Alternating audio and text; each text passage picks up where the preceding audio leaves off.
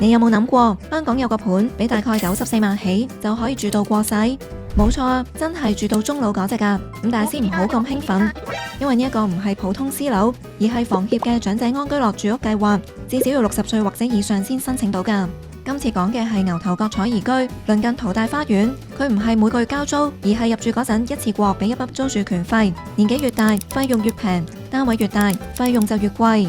用今次參觀嘅374尺嘅一房單位計，如果60歲入住，租住權費就大概216萬。如果住到85歲，除翻開每一個月就大概6500蚊。聽落好似平過附近私樓好多。咁但係如果借住5年、10年就退租呢？